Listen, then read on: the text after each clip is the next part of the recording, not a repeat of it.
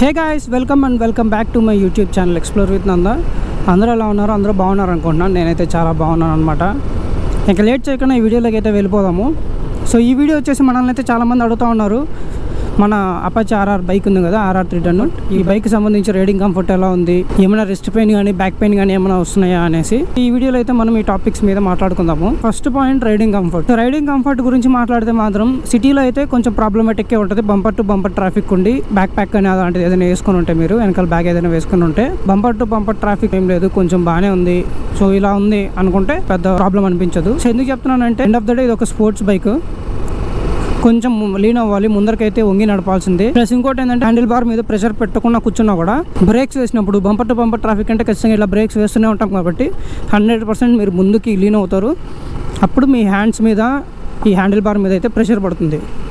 So అప్పుడైతే మీకు wrist pain వచ్చే ఛాన్సెస్ చాలా ఎక్కువ ఉంది, అండ్ అలాగే బ్యాక్ పెయిన్ కూడా. సో ఓవరాల్ యూసేజ్ అయితే ఓకే, మరీ అంత ప్రాబ్లమేటిక్ ఏమి ఉండదు, బాగానే ఉంటుంది. అండ్ ఈ బ్యాక్ పెయిన్, రిస్ట్ పెయిన్ కూడా ఏంటంటే మొత్తం ఇంకా లైఫ్ లాంగ్ మీరు నడిపినంత కాలం ఉంటుందని నేను చెప్పను, అలవాటు పడేంత వరకు ఉంటుంది. బట్ ట్రాఫిక్లో అయితే మాత్రం మీరు ఎంత అలవాటు పడినా కూడా బ్యాక్ పెయిన్, రిస్ట్ పెయిన్ వచ్చే ఛాన్సెస్ ఉన్నాయి. బట్ నార్మల్గా ఇన్ జనరల్గా అయితే కొంచెం అలవాటు పడేంత వరకు ఒక 2 months 3 months వరకు ఉంటుంది.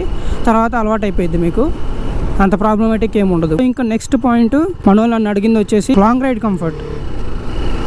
లాంగ్ రైడ్ కంఫర్ట్ ఎలా ఉంది, లాంగ్ రైడ్ చేయొచ్చా? దీని సింపుల్ ఆన్సర్ వచ్చేసి, కంఫర్ట్ పక్కన పెడదాం, తర్వాత మాట్లాడదాం. ఫస్ట్ లాంగ్ రైడ్ క్యాపబిలిటీస్ ఉన్నాయా, చేయొచ్చా అంటే 100% లాంగ్ రైడ్ క్యాపబిలిటీస్ ఉన్నాయి, చేయొచ్చు. టీవీఎస్ వాళ్ళు చెప్పడం కూడా అదే, ఇది ఒక sports tourer category machine, long rides కోసం డిజైన్ చేయబడిన బైక్ అనేసి వాళ్ళు చెప్పడం. చూస్తే ఈ హ్యాండిల్ బార్ కూడా కొంచెం పైకే ఉంటుంది, మరీ కిందకి కమిటెడ్ ఉండదు. R15 మరీ సూపర్ స్పోర్ట్ అయితే కాదు, స్పోర్ట్స్ టూరర్ కేటగిరీ ఇది. సో కాబట్టి డెఫినెట్గా లాంగ్ రైడ్స్ అయితే చేయొచ్చు. నేనైతే ఒక 250-260 kilometers, అంటే నేను ఇక్కడ నుంచి బెంగళూరు నుంచి ఇంటికి కానీ, మా ఊరు పీలర్ నుంచి బెంగళూరు కానీ వెళ్ళడమే కదా, ఆల్రెడీ ఒక 2 times వెళ్ళొచ్చాను. సో ఈ నా ఎక్స్పీరియన్స్లో, 1 month ఎక్స్పీరియన్స్లో, ఈ 2 rides ఎక్స్పీరియన్స్లో లాంగ్ రైడ్ కంఫర్ట్ చాలా బాగుంది.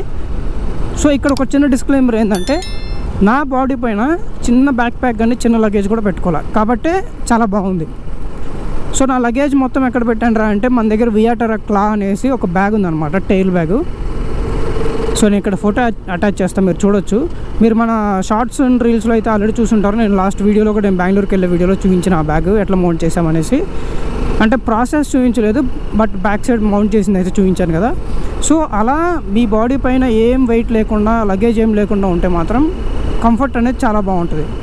ఒకవేళ పైన ఏదైనా బ్యాగ్ పెట్టుకున్నారనుకోండి, ఇంకా మీకు చుక్కలు కనిపిస్తుంది. మర్చిపోయా ఇందాక చెప్పడము, నేను నోటీస్ చేసింది ఏంటంటే, ఈ 1 monthలోని క్లచ్ ఉంది కదా, క్లచ్ అనేది మరీ మనకు రోనిన్లో ఉన్నంత సాఫ్ట్వేర్ సైడ్ అయితే ఉండదు, కొంచెం హార్డ్ ఉంటుంది. ఇది రోనిన్తో పోల్చుకుంటే, మరీ హార్డ్ అని చెప్పను, రోనిన్తో పోల్చుకుంటే కొంచెం హార్డ్ ఉంటుంది. దీని ఎఫెక్ట్ మనకి హైవేలో అయితే తెలియదు. మీరు ఒకవేళ ట్రాఫిక్లో నడుపుతుంటే మాత్రం డెఫినెట్గా దీని ఎఫెక్ట్ అయితే తెలుస్తుంది. ఎందుకనేసి అంటే, ఆల్రెడీ మీరు బ్రేక్స్ వేస్తూ ఆగుతూ కదులుతూ ఉంటారు కాబట్టి రిస్ట్ పైన ఆల్రెడీ పెయిన్ వచ్చేసి ఉంటుంది. సో దానికి తోడు క్లచ్ పట్టుకోవడం మొదలటం చేస్తుంటారు కాబట్టి ఈ ఫింగర్స్ మీద కూడా మీకైతే ఎఫెక్ట్ అనేది స్టార్ట్ అయిపోయింది. అప్పుడు ఇంకా చుక్కలు కనిపిస్తాయి. ఓవరాల్ మీరు ఒకవేళ నన్ను ఒక క్వశ్చన్ అడిగితే, ఈ బైక్ని తీసుకోవచ్చా లేదా, రైడింగ్ కంఫర్ట్ ఎలా ఉంటుందంటే, రైడింగ్ కంఫర్ట్ని బేస్ చేసుకొని అంటే నేను ఒకటే చెప్తా, ఎండ్ ఆఫ్ ద డే ఇది ఒక స్పోర్ట్స్ టూరర్, స్పోర్ట్స్ బైక్. మీరు నాకు రోనిన్ అలాంటి క్రూజర్ వెహికల్స్ ఉన్నంత కంఫర్ట్ కావాలి, ప్రశాంతంగా ఉండాలి, రైడు ఇలా కూర్చొని వెళ్ళిపోవాలంటే అదైతే అవదమ్మా ఇక్కడ. సో మీరు కొంచెం నాకు స్పోర్ట్స్ బైక్స్ అంటే ప్యాషను, నాకు కొంచెం కంఫర్ట్ తగ్గినా పర్లేదు అనుకుంటే మాత్రమే మీరు ఇలాంటి బైక్స్కి ప్రిఫర్ చేయండి. ఇది ఒకటే కాదు, ఏదైనా సరే, ఈ ఫేరింగ్ ఉన్నవి స్పోర్ట్స్ వెహికల్స్ ఏదైనా సరే 100% మీకు పెయిన్ అయితే ఉంటుంది కొన్ని రోజులు. బ్యాక్ పెయిన్, రిస్ట్ పెయిన్ కొన్ని డేస్ అయితే ఉంటుంది, మీరు అలవాటు పడేంత వరకు. అన్లెస్ మీరు ఇంతకుముందు స్పోర్ట్స్ బైక్ యూజర్ కాకపోతే. ఒకవేళ మీరు ఆల్రెడీ ఒక స్పోర్ట్స్ బైక్ యూజ్ చేస్తున్నాను, ఫర్ సపోజ్ R15 వాడుతున్నాను నేను, బైక్ తీసుకోవచ్చా, రైడింగ్ కంఫర్ట్ ఎలా ఉంటుందంటే, R15తో పోల్చుకుంటే చాలా బెటర్ ఉంటుంది, రైడింగ్ ఎక్స్పీరియన్స్ కూడా చాలా బాగుంటుంది మీకు ఇక్కడ. అప్పుడు మీరు డెఫినెట్గా కన్సిడర్ చేయొచ్చు, మీకేం ప్రాబ్లం ఉండదు. లేదు నేను ఇప్పుడు ప్రస్తుతానికి క్రూజర్ బైక్ లైక్ రోనిన్ లాంటి వాటిల్లో వాడుతున్నాను, రోనిన్ లేదంటే మెటియర్ కావచ్చు, ఇలాంటి వాటిల్లో ఇలాంటి బైక్ వాడుతున్నాను, నాకు ఈ బైక్ తీసుకోవాలని ఉంది, నాకు అదే కంఫర్ట్ ఇక్కడ కావాలంటే నా సజెషన్ వచ్చేసి డెఫినెట్గా తీసుకోవద్దండి. సో మీకు ఆ కంఫర్ట్ లెవెల్ ఇందులో ఉండదు. ఇది ఒక్కటి పక్కన పెట్టి నాకు ఓకే అనుకుంటే మాత్రం కళ్ళు మూసుకొని అయితే బైక్ తీసుకోవచ్చు.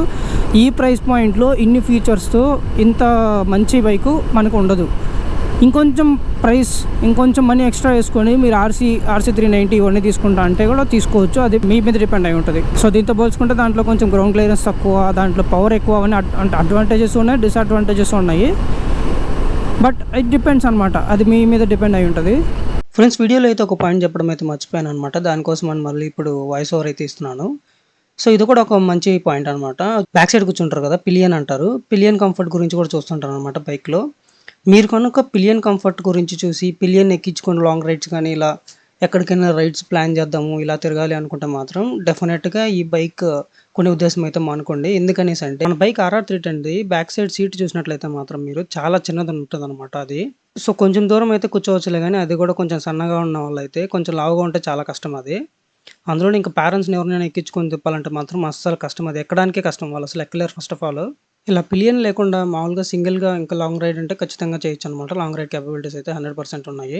ఈ నా 1 month ఎక్స్పీరియన్స్లో అయితే నాకున్న ఎక్స్పీరియన్సెస్, నాకున్న నాలెడ్జ్ బట్టి నేనైతే షేర్ చేశాను.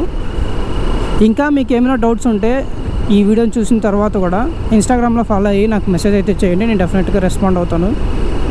ఇన్స్టాగ్రామ్ లింక్ వచ్చేసి మన ఈ వీడియో డిస్క్రిప్షన్లో ఉంటుంది, లేదా మీరు ఇన్స్టాగ్రామ్లోకి వెళ్ళి ఎక్స్ప్లోర్ విత్ నందా అని సెర్చ్ చేసినా కూడా మీరు మన ఐడిని అయితే కనిపెట్టవచ్చు. మన వీడియోస్ని అయితే చాలామంది చూస్తున్నారు, అలాగే సబ్స్క్రైబ్ మాత్రం చేసుకోవట్లేదు. మీరు ఇంకా సబ్స్క్రైబ్ చేసుకోకుండా ఉంటే వెంటనే మన ఛానల్ని సబ్స్క్రైబ్ చేసుకోండి, అండ్ అలాగే ఈ వీడియోని లైక్ చేయండి. ఐ హోప్ ఈ వీడియో అయితే మీ అందరికీ నచ్చింది అనుకుంటున్నాను, అండ్ అలాగే నేను షేర్ చేసిన ఇన్ఫర్మేషన్ ఎవరికొకరికి హెల్ప్ అవుతుంది అనుకుంటున్నాను. Thanks for watching and see in the next video. Bye.